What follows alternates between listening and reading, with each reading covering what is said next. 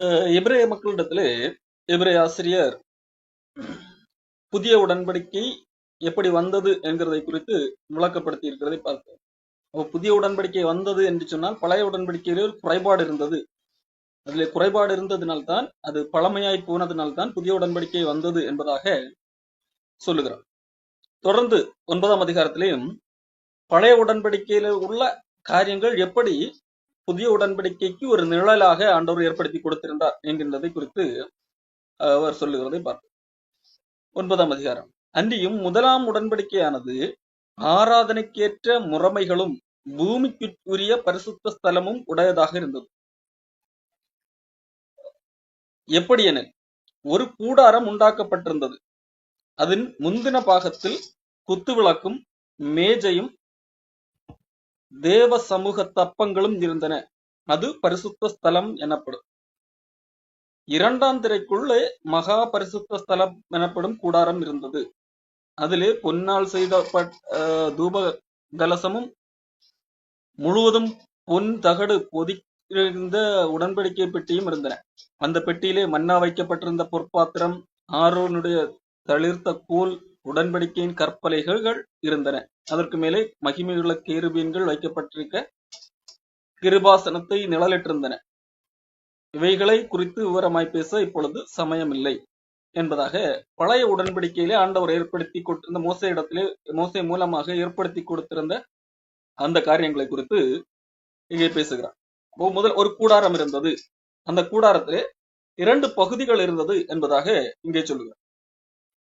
அந்த 2 பகுதிகளையும் பிரிப்பதற்காக இடையிலே ஒரு திரை காணப்பட்டது. அதிலே முதல் பகுதியிலே என்ன இருக்கிறது? முந்தின பாகத்திலே குத்து விளக்கும் மேஜையும் தேவ சமூகத்து அப்பங்களும் இருந்தன. அப்போ முதல் பகுதியிலே குத்து விளக்கு இருக்கிறது, ஒரு மேஜை இருக்கிறது. அந்த மேஜையின் மேலே 12 அப்பங்கள் காணப்படுகிறது. இதை குறித்து ஆண்டவர் அன்றைக்கு மோசைக்கு சொன்ன அந்த இடத்திலேயே நாம் இதை பார்க்க முடியும். யாத்திராகமும் 25ஆம் அதிகாரத்திலே இதை குறித்து தான் சொல்லப்பட்டிருக்கிறார். நீ இஸ்ரவேல் மக்களிடத்திலிருந்து காணிக்கை வாங்கு, மனப்பூர்வமாய் கொடுக்கிறவர்களிடத்திலே வாங்கு என்று சொல்லி அந்த யாத்திராகம் 25ஆம் அதிகாரம் ஆரம்பிக்கிறது. அவைகளிடத்தில் எதை காணிக்கையாக வாங்கு என்று சொல்லப்பட்டிருக்கிறது? பொன், வெள்ளி, வெண்கலம், இளநூல், இரத்தாம்பர நூல், சிவப்பு நூல், மெல்லிய பஞ்சு நூல், வெள்ளாட்டு மயிர், சிவப்பு தீர்ந்த ஆட்டுக்கடா தோல், தகசு தோல், சித்தி மரம், விளக்கெண்ணெய், அபிஷேக தைலம், அப்போ இப்படிப்பட்ட பல காரியங்களும் இங்கே குறித்து எழுதப்பட்டிருக்கிறது.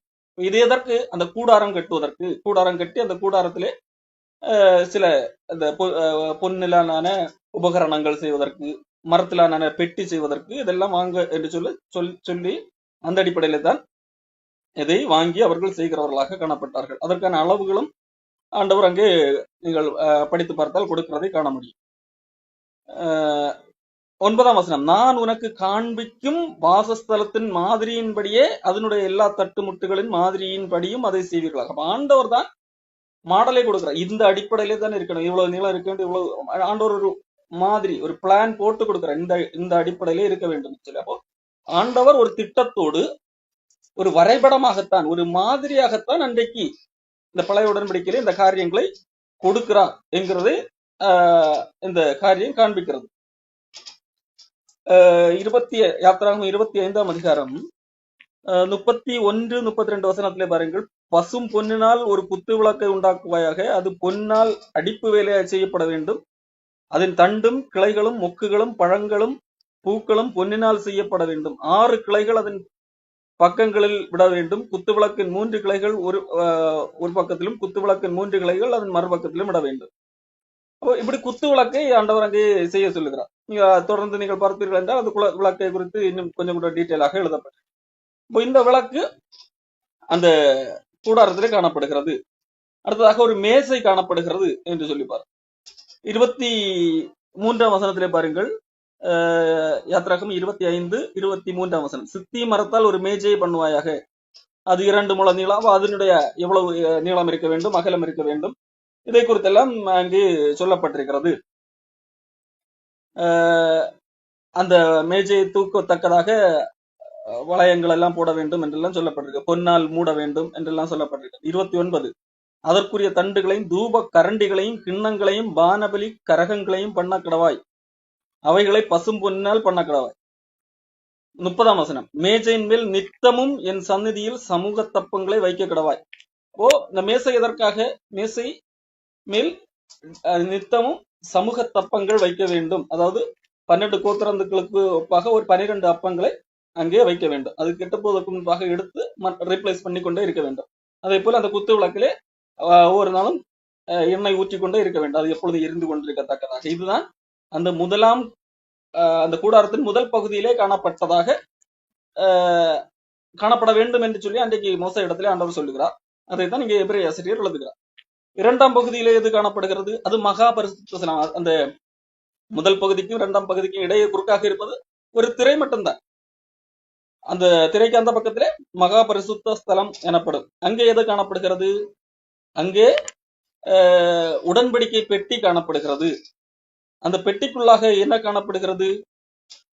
மன்னா வைக்கப்பட்ட ஒரு பாத்திரம் காணப்படுகிறது.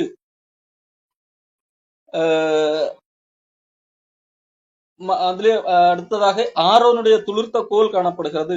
அடுத்ததாக 2 கற்பலகைகள் காணப்படுகிறது. அந்த கட்டளைகள் எழுதப்பட்ட அந்த கற்பலகைகள் காணப்படுகிறது. எதற்காக இவைகளில் வைக்கப்பட்டது என்பதை குறித்து யாத்திராகமம் 16ஆம் அதிகாரத்திலே நாம் பார்க்க போகிறோம். 16ஆம் அதிகாரம் 33 மன்னா ஏன் வைக்க வேண்டும் என்று சொல்லி ஆண்டவர் இஸ்ரவேல் மக்கள் கேட்ட நாங்கள் பசியினால் சாகிறோம் என்றெல்லாம் கேட்டபோது ஆண்டவர் வானத்திலிருந்து உணவுகளை கொடுக்கிறார். அப்பொழுது அந்த உணவுக்கு பெயர் என்ன என்று தெரியாது. இது என்ன இது என்ன என்று சொல்லி மக்கள் கேட்கிறார்கள். அப்போ அந்த உணவுக்கு பெயரே இது என்னதான். மன்னா என்று சொல்கின்ற எபிரேய வார்த்தைக்குடைய அர்த்தம் என்ன? இது என்ன, அப்படிதான். இது என்னங்கிறது அந்த உணவுடைய பெயர். மன்னா என்று சொன்னால் எபிரேயம், அதை தமிழ் அப்படியே டிரான்ஸ்லேட் பண்ண வேண்டும் என்றால் இது என்ன என்கிறதா. அப்ப அந்த உணவு ஆண்டவர் அங்கே கொடுக்கிறார். 33ஆம் வசனத்திலே 32 படிக்கிறேன். அப்பொழுது மோசே கர்த்தர் கட்டளையிட்ட காரியம் என்னவென்றால், நான் உங்களை எகிப்து தேசத்திலிருந்து புறப்பட பண்ணின போது வனாந்திரத்தில் உங்களுக்கு புசிக்க கொடுத்த அப்பத்தை உங்கள் சந்ததியார் பார்க்கும்படிக்கு அவர்களுக்காக அதை காப்பதற்கு அதிலே 1 ஓமர் நிறைய எடுத்து வைக்க வேண்டும் என்றார். மேலும் மோசே ஆரோனை நோக்கி, நீ ஒரு கலசத்தை எடுத்து அதிலே 1 ஓமர் அளவு மன்னாவை போட்டு அதை உங்கள் சந்ததியாருக்காக காப்பதற்காக கர்த்தருடைய சந்நிதியில் வை என்றார். கர்த்தர் மோசேக்கு கட்டளையிட்டபடியே அதை காக்கப்படும்படி ஆரோன் அதை சாட்சி சந்நிதியில் வைத்தான். ஆண்டவர் எதற்காக அந்த மன்னாவை 1 ஓமர் எடுத்து வைக்க சொன்னார்? அது எதற்காக இப்பொழுது அந்த உடன்படிக்கை பெட்டிக்குள்ளாக இருக்கிறது? அது ஞாபகம். வரக்கூடிய மக்களுக்கு, இஸ்ரவேல் மக்கள் நேரடியாக அற்புதத்தை கண்டார்கள் அல்லவா? அதே அற்புதத்தை ஆண்டவர் காலம் முழுக்க செய்து கொண்டிருக்க போவதில்லை. அப்போ இஸ்ரவேல் மக்களுக்கு அந்த உடன்படிக்கை கொடுக்கின்ற காலத்திலே ஆண்டவர் அற்புதங்களை செய்கிறார். அதே அற்புதத்தை அடுத்தடுத்த சந்ததியை நினைவு கூற வேண்டும். ஆண்டவர் அப்படி செய்தார், அந்த ஆண்டவர் உண்மையுள்ளவர் என்கிறதற்கு நினைவு கூறத்தக்கதாக உடன்படிக்கை பெட்டியிலே அந்த வரலாற்றை மறந்துவிடக் கூடாது. அதை என்று அந்த நினைத்து எப்பொழுதும் நன்றியுள்ளவர்களாக காணப்பட வேண்டும். ஆண்டவர் எப்படிப்பட்டவர் என்பதை உணர வேண்டும் என்கிறதற்காக, அதை உங்கள் சந்ததியார் பார்க்க வேண்டும் என்கிறதற்காக இந்த மன்னாவை எடுத்து வைக்க சொல்லுகிறார். அடுத்ததாக அந்த மன்னாவிலே 2 ஆரோனுடைய துளிர்த்த தோல் இருக்கிறதாக நாம் பார்க்கிறோம். அது எண்ணாகமம் புஸ்தகத்திலே ஒரு பிரச்சனை நடக்கிறது. நாம் படிக்கும்போது ஆரோனுக்கு விரோதமாக சிலர் வந்து பேசுகிறார்கள். என்ன, ஆரோன் மட்டும்தான் கடவுளுடைய ஆளா? இந்த ஊழியம் செய்ய வேண்டுமா? நாங்களும் கடவுளுடைய ஆள்கள் தான் என்று சொல்லி வந்து பேசுகிறார்கள். ஆனால் ஆண்டவர் ஆசாரிய ஊழியம் செய்யும்படியாக ஆரோன் குடும்பத்தை தான் பிரித்தெடுத்தார். ஆனால் சிலர் துணிந்து வந்து எதிராக பேசுகிறார்கள். ஆகவே ஆண்டவர் எல்லாரையும் வர சொல்லி ஒரு காரியத்தை அங்கே செய்கிறார். எண்ணாகமம் 17ஆம் அதிகாரம். கர்த்தர் மோசேயை நோக்கி, நீ இஸ்ரவேல் புத்திரரோட பேசி அவர்கள் பிதாக்களின் வம்சங்களாகிய ஒவ்வொரு வம்சத்தினுடைய பிரபுவினிடத்தில் ஒவ்வொரு கோலாக 12 கோலை வாங்கி அவனவன் கோலில் அவனவன் பெயரை எழுதுவாயாக. லேவியினுடைய கோலின் மேல் ஆரோனின் பெயரை எழுத கடவாய் என்று சொல்லி எல்லாருடைய பெயர்கள் 12 கோல்களில் 12 பெயர்கள் எழுதப்படுகிறது. அப்பொழுது நான் தெரிந்து கொள்ளுகிறவனுடைய கோல் துளிர்க்கும். இப்படி இஸ்ரவேல் புத்திரர் உங்களுக்கு விரோதமாய் முறுமுறுக்கிற அவர்கள் முறுமுறுப்பை என்னை விட்டு ஒழிய பண்ணுவேன் என்றார். அப்ப ஆண்டவர் சொல்லுகிறார், 12 கோல் எழுதுங்க. அதுல ஒரு கோல் லேவி கோத்திரத்தினுடைய பெயர், அதுல ஆரோனுடைய பெயர் இருக்கட்டும். கோல் என்று சொன்னால் என்ன? அது செத்து போன ஒரு மரத்துண்டு, மரத்திலிருந்து உருவாக்கப்படுகிறது தான் கோல். அது காய்ந்து போன மரமாக இருக்கு. கோலை எப்பொழுதுமே மரத்திலிருந்து பறித்த உடனடியாக அது கோல் இல்லை. அது உருவாக்குவதற்கு ஏகப்பட்ட ப்ராசஸ் பண்ணி அது காய்ந்து போயிருக்கு. அது செத்து போன ஒரு மரம். அதுதான் அது ஸ்ட்ராங்காக. அது பச்சை மரம் இல்லை, அது துளிர்க்க வாய்ப்பே இல்லை. அப்போ ஆண்டவர் சொல்லுகிறா, நான் யாரை தெரிந்து கொள்வேன்? நான் ஏற்கனவே ஆரோன் கோத்திரத்தை தான் இந்த மக்களுக்காக ஆசிரிய ஊழியம் செய்யும்படியாக தெரிந்து கொண்டேன். ஆனால் அதுக்கு எதிராக சிலர் வந்திருக்கிறார்கள் அல்லவா? இப்ப அவர்களுக்கு முன்பாக நான் இந்த யாரை தெரிந்து கொள்வேன் என்பதை ஒரு அற்புதம் மூலமாக காண்பிக்க போகிறேன். என்ன? எல்லாரும் கோல் எடுத்துக்கொண்டு வாருங்கள். யாருக்கு எல்லாரும் எல்லாரும் நாங்களும் பெரியவர்கள் என்று சொன்னார்கள் அல்லவா? அவர்களும் எல்லாரும் வரட்டும். எல்லாருக்கு கையிலும் கோலை கொடு, அவர்கள் கோத்திரத்தை எழுதி கொண்டு வரட்டும். ஆரோனும் வரட்டும் என்று சொல்லி எல்லாருடைய கோல்களும் கொண்டு வரப்படுகிறது. அதிலே ஆரோனுடைய கோல், நான் யாரை தெரிந்து கொள்வேனோ அவனுடைய கோல் துளிர்க்கும் என்பதாக சொல்லுகிறார். இப்படி இஸ்ரவேல் புத்திரர் உங்களுக்கு விரோதமாய் முறுமுறுக்கிற முறுமுறுப்பை ஒழிய பண்ணுவேன் என்பதாக சொல்லு. 7ஆம் வசனம். அந்த கோல்களை எல்லாரும் கோல்கள் கொண்டு வருகிறார்கள். அந்த கோல்களை மோசே சாட்சியின் கூடாரத்திலே கர்த்தருடைய சமூகத்தில் வைத்தான். 8ஆம் வசனம். மறுநாள் மோசே சாட்சியின் கூடாரத்துக்குள் பிரவேசித்த போது இதோ லேவியின் குடும்பத்தாருக்கு இருந்த ஆரோனின் கோல் துளிர்த்திருந்தது. அது துளிர் விட்டு பூ பூத்து வாதுமை பழங்களை கொடுத்தது. பாருங்கள், ஒரே நாளிலே ஒரு கோல் என்று சொன்னால் அது ஒரு சத்துப்போன மரத்துண்டு, மர கோல். இன்றைக்கு வைத்து நாளைக்கு பார்க்கும்போது அது துளிர் விட்டு அந்த துளிரிலிருந்து பூ பூத்து அதிலே வாதுமை பழங்களை கொடுத்தது.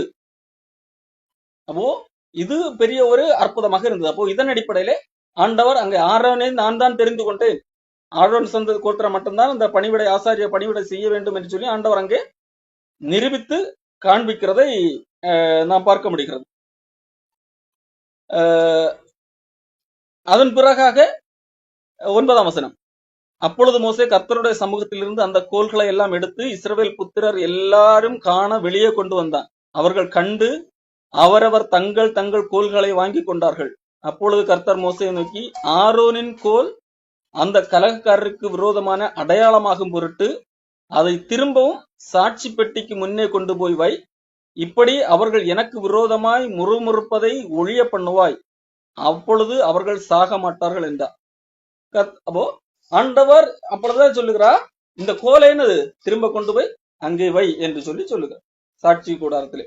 அப்ப அப்படித்தான் அந்த கோல் எப்படி உடன்படிக்கை பெட்டிக்குள்ளாக பெர்மனண்டாக வைக்கப்பட்டது. எதற்காக? ஆண்டவருக்கு விரோதமாக மக்கள் முறுமுறுத்ததன் ஒரு அடையாளம் இந்த கோல்.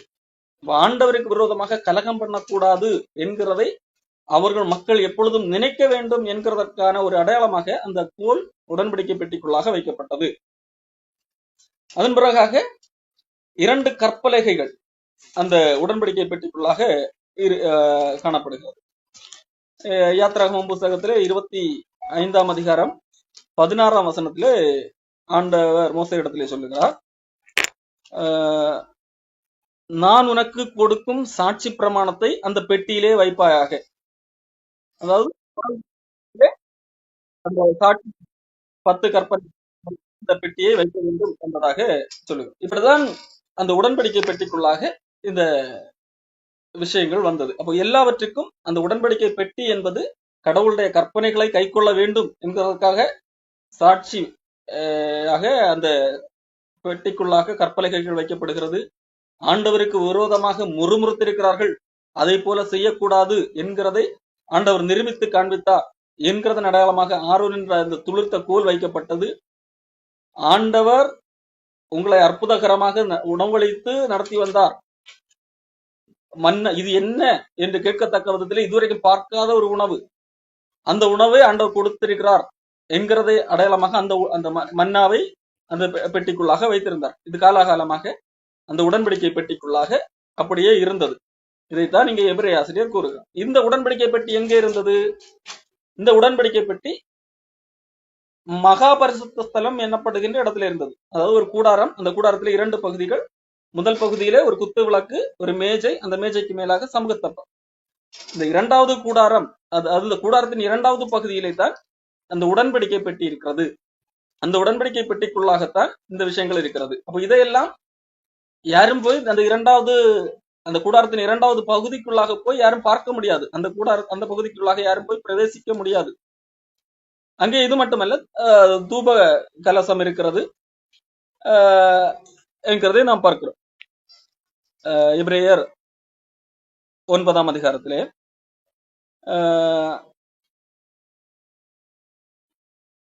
பொன்னார் செய்த தூப கலசம் அதுவும் இருக்கிறது. அடுத்ததாக அந்த உடன்படிக்கை பெட்டிக்கு மேலாக கிருபாசனம் என்று சொன்னால் ஒரு ஆசனம், இருக்கை. அது கடவுள் அங்கே வீற்றிருக்கிறார் என்கிறதற்கு ஒரு மாதிரி. இது ஏற்கனவே ஆண்டவர் காட்டின ஒரு மாதிரி. எப்படி இது ஒரு பரலோக மாதிரி போல ஆண்டவர் ஒரு சாம்பிளுக்காக காண்பிக்கப்பட்டதா. இப்போ அந்த உடன்படிக்கை பெட்டிக்கு மேலாக ஒரு கிருபாசனம் வைக்க வேண்டும் என்று சொன்னார். கிருபை கிடைக்கக்கூடிய ஒரு இடம். அந்த கிருபாசனத்துக்கு பக்கத்துல 2 கேருபீன்கள் வைக்கப்பட்டிருந்தது. அதாவது ஆண்டவரை தூதர்கள் வணங்குகிறது போன்ற ஒரு மாடல் அங்கே வைக்கப்பட்டது. இதுதான். அப்போ இது எதற்கு என்றால் அந்த இடம் ஆண்டவர் வாசம் பண்ணுகிற இடத்திற்கு ஒரு ஒப்புமை. ஆகவே அங்கே யாரும் அவ்வளவு சீக்கிரத்துல நுழைய முடியாது, பரிசுத்தம் இல்லாமல் கடவுளிடத்திலே யாரும் போக முடியாது என்கிறதற்கு ஒப்புமையாகத்தான் இந்த செட்டப்பை ஆண்டவர் ஒரு மாதிரியாக மோசையிடத்திலே காண்பித்து, இப்படி ஒரு கூடாரத்தை செய், இந்த முறையிலே உங்கள் ஆராதனை இருக்க வேண்டும் என்கிறதாக ஒரு ஆராதனை மாடலை ஏற்படுத்துகிறார். அப்போ ஆண்டவரை ஆராதிப்பதற்காக அனுதினம் அந்த கூடாரத்தின் முதல் பகுதி வரைக்கும் வரலாம். ஆனால் அந்த 2ஆம் பகுதி கடவுள் இருக்கிறார் என்கின்ற இடத்துக்கு யாரும் அவ்வளவு சீக்கிரம் வர முடியாது.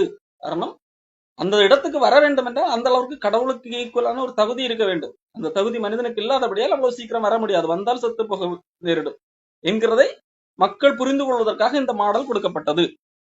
அதுதான் எழுதப்பட்டிருக்கிறது. எபிரேயர் 9ஆம் அதிகாரம் 6ஆம் வசனம். இவைகள் இவ்விதமாய் ஆயத்தமாக்கப்பட்டிருக்க ஆசாரியர்கள் ஆராதனை முறைமைகளை நிறைவேற்றும்படிக்கு 1ஆம் கூடாரத்தில் நித்தமும் பிரவேசிப்பார்கள். அப்போ இந்த முதல் பகுதி இருக்கிறது அல்லவா, அந்த கூடாரத்தின் முதல் பகுதி, அதிலே நித்தமும் பிரவேசிப்பார்கள். அங்கு குத்து விளக்கு தீ அணையாமல் பார்த்துக் கொள்வார்கள். அந்த அப்பத்தை கெட்டு போகாமல் அதை ரீப்ளேஸ் பண்ணி கொண்டே இருப்பார்கள்.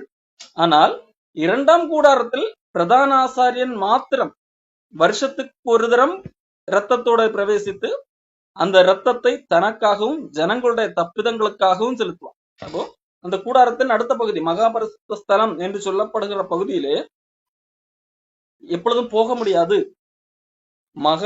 மகா பிரதான ஆசாரியன் அவன் மட்டும் வருஷத்துக்கு ஒரு முறை மட்டும் போவான். அதுவும் எதற்காக போகிறான்? எல்லா மக்களுடைய பாவத்துக்கான பலியை செலுத்தும்படியாக போகிறான். அது அப்படி போகிறவனும் முதலாவது தனக்கென்று ஒரு பலியை செலுத்தி ஃபர்ஸ்ட் அவன் உள்ளே போவதற்கென்று அவன் கடவுளுக்கு முன்பாக நிற்க வேண்டிய மக்களுக்குரிய பலியை செலுத்த வேண்டும் என்றால் அந்த தகுதி முதலாவது தனக்கு வேண்டும். அப்போ தானும் ஏற்கனவே பாவம் செய்தவனாக இருக்கிறபடியால் முதலாவது தன்னுடைய பாவம் மன்னிக்கப்படும்படியாக அவனுக்கென்று ஒரு பலி செலுத்தி அந்த ரத்தத்தை கொண்டு தெளித்து விட்டு வர வேண்டும். அதன் பிறகுதான் மக்களுடைய பாவங்களுக்காக பலி செலுத்தி அந்த ரத்தத்தை கொண்டு அங்கே செலுத்தி வர வேண்டும். அப்போ இங்கே பாவ மன்னிப்புக்காக வருஷத்திலே ஒரு முறை மட்டும் அங்கு உள்ளே பிரவேசிக்க ஆண்டவர் அனுமதித்திருந்தார். அப்போ ஆண்டவர் அது நாம் பார்த்தோம், அது இரக்கம், கிருபாசனம் என்று சொல்லி அங்கேதான் மனிதர்களுக்கு கிருபை கிடைக்கிறது, இரக்கம் கிடைக்கிறது. மனிதர்கள் செய்த தவறுகளுக்கான தண்டனையிலிருந்து ஒரு மன்னிப்பு கிடைக்கிறது. ஆனால் அந்த மன்னிப்பு கிடைக்கிறது என்கிறதற்காக அங்கே ஒரு விலை கொடுக்கப்படுகிறது, அதுதான் பலி. அங்கே மனிதன் செய்கிற பாவத்திற்கு ஒரு தண்டனை வருகிறது அல்லவா, அந்த ஒரு இழப்பு, அந்த இழப்பு அங்க பலி மூலமாக நிவர்த்தி செய்யப்படுகிறது. அப்போ மன்னிப்பு என்பது அங்கே கொடுக்கப்பட்டாலும் அதற்கான ஒரு விலை அங்கே செலுத்தப்படுகிறது. அதுதான் பலி. ஒரு ஆடு, ஒரு அப்பாவி ஆடு, ஒரு மனிதர்கள் செய்கிற தவறுக்காக ஒரு அப்பாவி ஆடு அல்லது மாடு அங்கே பலியாக கொடுக்கப்படுகிறது. அதனுடைய ரத்தத்தின் நிமித்தம் இரக்கம் கிடைக்கிறது. இதுதான் இந்த பிரின்சிபிளை ஆண்டவர் அங்கே மக்களுக்கு ஒரு இந்த பழைய உடன்படிக்கை என்கின்ற அந்த மாடல் வழியாக மக்களுக்கு கற்றுக் கொடுக்கிறார். அதற்காகத்தான் அந்த உடன்படிக்கை மாடலை ஆண்டவர் ஏற்படுத்தினார். இப்போ எபிரேயர் 9ஆம் அதிகாரம் 7ஆம் வசனத்துக்கு வரும். 2ஆம் கூடாரத்திலே 8ஆம் வசனம். அதனாலே முதலாம் கூடாரம் நிற்கும் அளவும் பரிசுத்த ஸ்தலத்துக்கு போகிற மார்க்கம் இன்னும் வெளிப்படவில்லை என்று பரிசுத்த ஆவியானவர் வெளிப்படுத்தி இருக்கிறார். அப்போ இந்த முதலாம் கூடாரம் இருக்கிறது அல்லவா, அந்த கூடாரம் இருக்கிற வரைக்கும் அங்க 2ஆம் கூடாரத்துக்கு போகக்கூடிய வாய்ப்பு இல்லை. அந்த மார்க்கம் இன்னும் வெளிப்படவில்லை. இதை யார் வெளிப்படுத்தினது? பரிசுத்த ஆவியானவர் வெளிப்படுத்தினார். அப்போ ஆண்டவர் இந்த அதாவது இங்கே நாம் பூமியில இருக்கிறோம், நாம் அங்கே 2ஆம் பகுதி ஆகிய பரலோகத்துக்கு போக முடியாது என்கிறதை பரிசுத்த ஆவியானவர் வெளிப்படுத்துவதற்காகத்தான் இந்த கூடார அமைப்பை ஆண்டவர் ஏற்படுத்தினார் என்கிறதை இங்கே எபிரேயர் சொல்லுகிறார். பூமியில் இருந்து எந்த ஒரு மனிதனும் மகா பரிசுத்த ஸ்தலம், அதாவது கடவுள் இருக்கிற இடம், கடவுள் இரக்கம் கிருபாசனம் என்று சொல்லப்படுகிற கடவுள் இருக்கக்கூடிய தூதர்கள் சூழ இருக்கக்கூடிய அந்த பகுதிக்கு மனிதனால் போக முடியாது என்கிறதை உணர்த்தி வைப்பதற்காகத்தான் ஆண்டவர் இந்த சிஸ்டத்தையே பழைய உடன்படிக்கையில ஏற்படுத்துகிறார். அப்ப அதைத்தான் சொல்லப்பட்டது. அந்த கூடாரம் இக்காலத்திற்கு உதவுங்கிற ஒப்பனையாக இருக்கிறது. எபிரேயர் 9ஆம் அதிகாரம் 9ஆம் வசனம். அப்ப பாருங்கள், அந்த கூடாரம் இந்த காலத்திற்கு உதவுகிற ஒப்பனை மட்டுமே, அது நிஜமல்ல. அது ஒரு அடையாளமாக மக்கள் புரிந்து கொள்ள வேண்டும். கடவுள் அவ்வளவு சீக்கிரத்திலே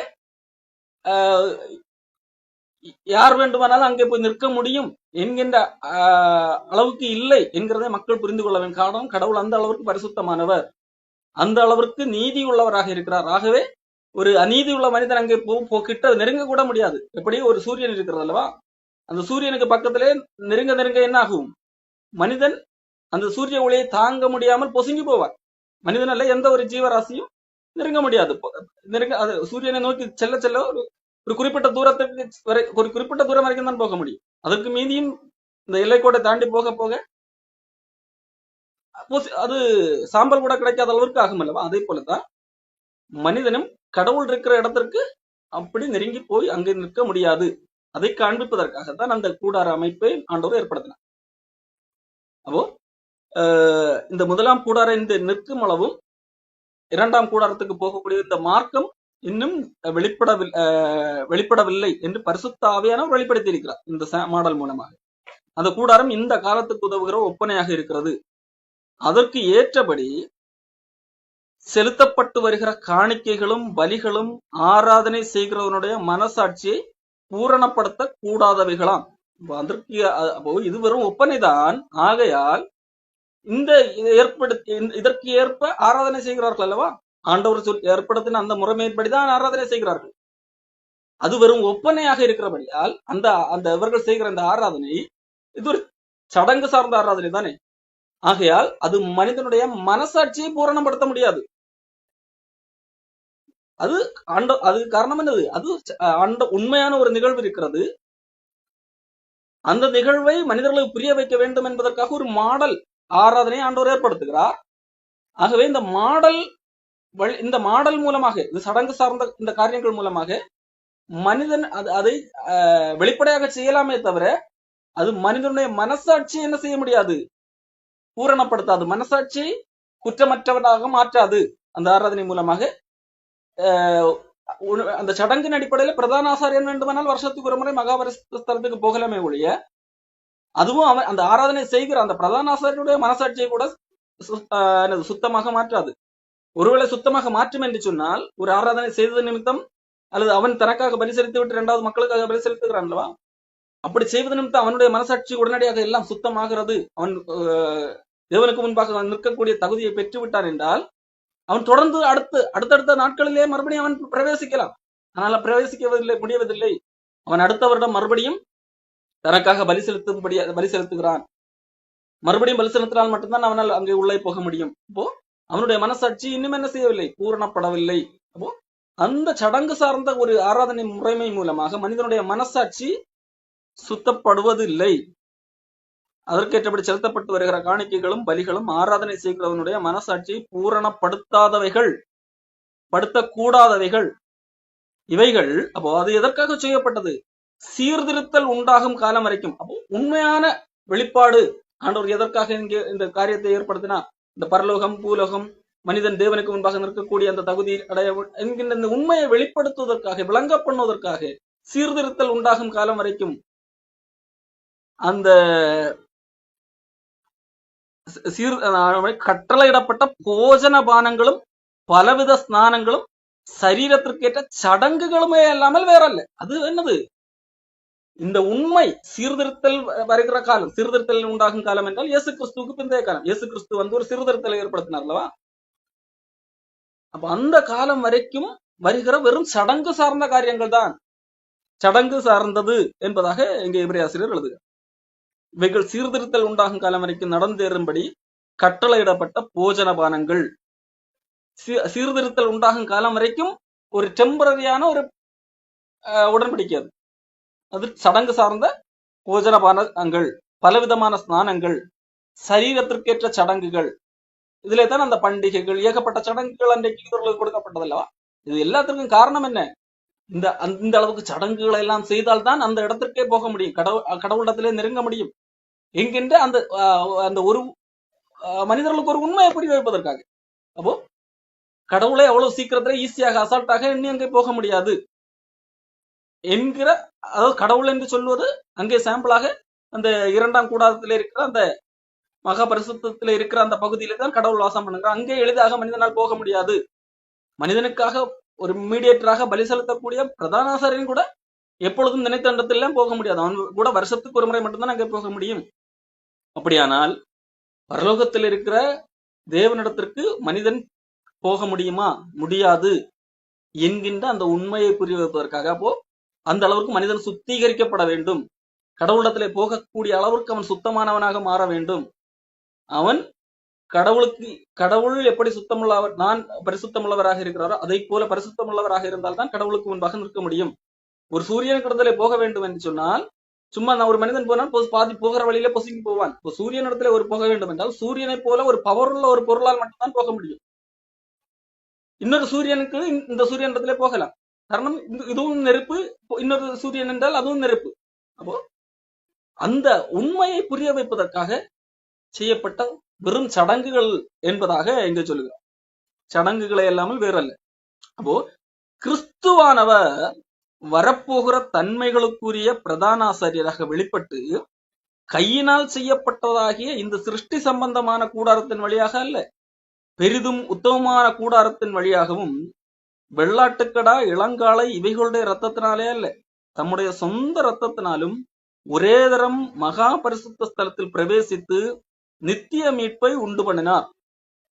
இங்கே அது வெறும் சடங்கு சம்பந்தமான காரியம் என்று சொல்லிவிட்டு அதை ஒப்புமைப்படுத்தி, அதை போல இயேசு கிறிஸ்து இங்கே பிரதான ஆசாரியராக வருகிறார். அங்கே பிரதான ஆசாரியன் வருஷத்துக்கு ஒரு முறை மக்களுடைய பாவங்களுக்காக ஒரு மீடியேட்டராக அங்க மகா பரிசுத்த ஸ்தலத்துக்கு போவான் அல்லவா? அதை போல இங்க இயேசு கிறிஸ்து என்கின்ற ஒரு பிரதான ஆசாரியர் வருகிறார். வந்து கைகளினால் கட்டப்பட்ட ஒரு கூடாரம் மனிதர்கள் செய்த ஒரு இந்த சடங்கு செய்வதற்காக உருவாக்கப்பட்ட இந்த கூடாரம் அல்ல, அந்த கூடாரத்துக்குள்ளாக அல்ல, சிருஷ்டி சம்பந்தமான கூடாரத்தின் வழியாக அல்ல, பெரிதும் உத்தமமான கூடாரத்தின் வழியாக வெள்ளாட்டுக்கடா இளங்காலை இவைகளுடைய ரத்தத்தினாலே அல்ல. அன்றைக்கு அங்கே கூடாரத்துக்கு போக வேண்டும் என்றால் வெள்ளாட்டுக்கடா பலி அல்லது இளங்காலையை பலி செலுத்தி அந்த ரத்தத்தை கொண்டுதான் போக முடியும். அவர் அந்த ரத்தத்தின் அடிப்படையிலே அல்ல, தன்னுடைய ரத்தத்தை தான் பாடுபட்டு தான் மறித்து தன்னுடைய ரத்தத்தினால் செயல்படுகிறவராக இருக்கிறார். ரத்தத்தினாலும் ஒரே தினம் மகா பரிசுத்த ஸ்தலத்தில் பிரவேசித்து நித்திய மீட்பை உண்டு பண்ணினார். அப்போ இங்க பூமியிலே பிரதான ஆசாரியர் என்ன செய்கிறான்? வருஷந்தோறும் இந்த மக்கள் பாவம் செய்திருப்பார்கள், இவர்களுக்கு பாவங்கள் மன்னிக்கப்பட வேண்டும் என்பதற்காக இவர்களுடைய பாவத்திற்கு பலியாக ஒரு வெள்ளாட்டுக்கடா அல்லது இளங்காலையை பலி செலுத்தி அந்த ரத்தத்தை கொண்டு தெளிக்கிறான். அப்போ மன்னிக்கப்பட்டதற்கு ஒரு அடையாளம். இப்ப இங்கே பிரதான ஆசாரியராக இயேசு கிறிஸ்து வந்து இது ஒரு டெம்பரரி, இதனால் மீட்பு கிடையாது, இது ஒரு அடையாளம் மட்டும்தான். அந்த அடையாளத்தின்படி மக்கள் புரிந்து கொள்ள வேண்டும் என்கிறதுக்காக அதேபடி இயேசு கிறிஸ்து இங்க வருகிறார். இவர் கையினால் செய்யப்பட்ட இந்த கூடாரத்தின் வழியாக அல்ல, மனிதர்கள் உருவாக்கின கூடாரத்தின் வழியாக இல்லை. இவர் அங்கு மகா பரிசுத்த ஸ்தலம் எனப்படுகிற தேவன் வாசம் பண்ணுகிற, பிதா வாசம் பண்ணுகிற அந்த இடத்துக்கு போய்விட்டார். இங்கே பூமியிலிருந்து இது எப்படி அன்றைக்கு அந்த கூடாரத்துல 2 பகுதியாக இருக்கிறதோ அதே போல இதையும் ஒரு புரிதலுக்காக 2 மனிதர்கள் வாசம் பண்ணுகிற பகுதி, கடவுள் வாசம் பண்ணுகிற பகுதி, அது மகா பரிசுத்த ஸ்தலம். அப்ப மகா பரிசுத்த ஸ்தலத்துக்கு யாரும் போக முடியாது, மகா பிரதான ஆசாரியர் மட்டும் போக முடியும். அப்போ இயேசு கிறிஸ்து பிரதான ஆசாரியர் வருகிறார், அங்கே போகிறார். அப்போ பிரதான ஆசாரியர் வந்து போகிறார் என்று சொன்னால் என்ன செய்ய வேண்டும்? பலி செலுத்த வேண்டும். இந்த பிரதான ஆசாரியன் இங்கே போக வேண்டும் என்றால் முதலாவது தன்னுடைய பாவத்திற்காக பலி செலுத்த வேண்டும். ஆனால் இயேசு கிறிஸ்து அங்கே போக வேண்டும் என்றால் தன்னுடைய பாவத்திற்காக பலி செலுத்த வேண்டிய அவசியம் இல்லை. அவர் பலியே செலுத்தாமல் நேரடியாக போக முடியும். ஏன்? ஏனென்றால் அவர் பாவமே இல்லாதவர், தேவனுக்கு முன்பாக நிற்கக்கூடிய தகுதி உள்ளவர். அதாவது இயேசு கிறிஸ்து கடவுள் என்கிறதால் மட்டுமல்ல, அவர் மனிதனாக வந்தார் அல்லவா, அவர் மனிதனாகவே கடவுளிடத்திலே நேரடியாக போக முடியும். காரணம் மனிதனாக வந்து எந்த பாவமும் இல்லாதவராக இருக்கிறார். இதுதான் எபிரேயர் 4ஆம் அதிகாரம் கடைசி வசனம் 2ஆம் அதிகாரத்துல எல்லாம் நாம் பார்க்கிறோம். அவர் எல்லா விதத்திலும் நம்மை போல் சோதிக்கப்பட்டும் பாவம் இல்லாதவராக இருக்கிற பிரதான ஆசாரியராக இருக்கிறார். இப்போ இயேசு கிறிஸ்து பாவம் செய்யவில்லை. அப்போ அவர் ஆனாலும் தன்னுடைய ரத்தத்தை சிந்தி பலிதாக்குறார். இது எதற்காக சிந்தப்பட்டது? உலக மக்களுடைய பாவங்களுக்காக பலி செலுத்தி இப்பொழுது மக்களுக்காக பிரதான ஆசாரியர் என்கிற அடிப்படையில தேவனிடத்துக்கு போகிறார், மகா பரிசுத்த ஸ்தலத்துக்கு போகிறார். மகா பரிசுத்த ஸ்தலத்துக்கு போய் மக்களுடைய பாவங்களுக்காக பலி செலுத்தி அங்கே மனிதனுக்கு அங்க நித்திய மீட்பை கொண்டு வந்தனார். இங்கே பிரதான ஆசாரியன் ஏற்படுத்துகிற மீட்பு என்பது நித்திய மீட்பு அல்ல. இந்த ஆண்டும் பலி செலுத்த வேண்டும், மறுபடியும் அடுத்த ஆண்டும் பலி செலுத்த வேண்டும், ஒவ்வொரு ஆண்டும் பலி செலுத்திக் கொண்டே இருக்க வேண்டும். இயேசு கிறிஸ்து பலி செலுத்தி அங்கே பரலோகத்திலே போகிற மகா பரிசுத்த ஸ்தலம் எனப்படுகிற பிதாவானவர் வாசம் பண்ணுகிற எங்க இடத்திலே போய் மனிதர்களுக்கான பலியை செலுத்தி பிதாவினுடைய வலது பரத்திலே உட்கார்ந்தார். இப்போ இது நித்திய மீட்பாக இருக்கிறது. காரணம், இங்கே விலையேறப்பட்ட பலி செய்யப்பட்டது. கடவுள் மனிதனாக வந்து பாவம் இல்லாமல் மனிதனுக்காக பலியாகினார். அப்போ அது மனிதர்களுக்கு ஏற்பட்ட ஒரு நித்திய மீட்பாக இருக்கிறது. எப்படி என்றால் 13ஆம் வசனம், காளை வெள்ளாட்டுக்கடா இவைகளின் ரத்தமும் தீட்டுப்பட்டவர்கள் மேல் தெளிக்கப்படும் கடாரியின் சாம்பலும் சரீர சுத்தி உண்டாகும்படி பரிசுத்தமாக்கப்படுத்தப்படுமானால், அன்றைக்கு பழைய ஏற்பாட்டிலே காளை வெள்ளாட்டுக்கடா இவைகளுடைய ரத்தம், அதை அதனுடைய சாம்பல் எல்லாம் கலக்கி தெளிப்பார்கள். இதெல்லாம் நீங்கள் பழைய ஏற்பாட்டிலே படித்தால் தெரியும். இதெல்லாம் சரீரத்திற்கு ஏதுவான சடங்குகள், சரீரத்தை சுத்தப்படுத்துவதற்கான அதாவது சடங்குகள். பரிசுத்தமான என்று சொல்லி மனிதன் அப்பொழுது தன்னைத்தானே நினைத்துக் கொள்வதற்காக சடங்குகள். அப்போ இதெல்லாம் சரீர சுத்தி உண்டாகும்படியாக ஏற்பட்ட அந்த சடங்குகள். அப்படி அந்த காரியங்கள் அப்படி செய்யுமானால், சரீர சுத்தி உண்டாக செய்யுமானால், நித்திய ஆவியினாலே தம்மைத்தாமே பழுதற்ற பலியாக தேவனுக்கு ஒப்பு கொடுத்த கிறிஸ்துவனுடைய ரத்தம், அப்போ காளை ஆட்டுக்கடா என்கிற ரத்தம் அல்ல, நித்திய ஆவினால் தம்மைத்தாமே பலியாக தேவனுக்கு ஒப்பு கொடுத்த கிறிஸ்துவனுடைய ரத்தம். கிறிஸ்து என்கிறது யா? தேவனால் நியமிக்கப்பட்ட மனிதர்களுக்காக தேவனால் நியமிக்கப்பட்ட தேவன். இங்கே மனிதர் சார்பாக வந்து ஒரு பாவம் செய்யவில்லை, ஆனால் பலியாகிறார். ஒரு பாவம் செய்யாதவர் பலியாகிறது, அது ஒரு அநீதி. அவருக்கு ஒரு அநீதி இழைக்கப்பட்டது. அப்போ அதற்கான நீதி செய்ய வேண்டும் என்று சொன்னால் அந்த அவர் பலி செலுத்தி விட்டார்லவா, அப்போ ஏற்கனவே அநீதி உள்ளவர்கள் நீதிமான்களாக்கப்பட வேண்டும். அதுதான் விதியாக இருக்கிறது. அந்த அடிப்படையிலே நித்திய ஆவியினாலே தம்மைத்தாமே பழுதற்ற பலியாக தேவனுக்கு ஒப்பு கொடுத்த கிறிஸ்துவனுடைய ரத்தம் ஜீவனுள்ள தேவனுக்கு ஊழியம் செய்வதற்கு உங்கள் மனசாட்சியை செத்த கிரியைகளற சுத்திகரிப்பது எவ்வளவு நிச்சயம். பழைய ஏற்பாட்டு பலிகளை ஒரு மனிதனை சரீர சுத்தி உண்டாக்க விதமான சடங்குகளாக இருக்கிறது. அந்த சடங்கு செய்துவிட்டு வெளியே வரும்போது மனிதனுக்கு அந்த பண்டிகை எல்லாம் கொண்டாடும் போது நமக்கு இந்த சந்தோஷமாக சில நாட்கள் இருப்பார். அடுத்து மறுபடியும் அவனுக்கு என்ன அறியும், அந்த மனசாட்சி இல்ல அந்த கில்ட்டி இருக்கத்தான் செய்யும். ஆனால் அது சரீர சுத்தி உண்டாக்கும்படியாக சடங்குகள்.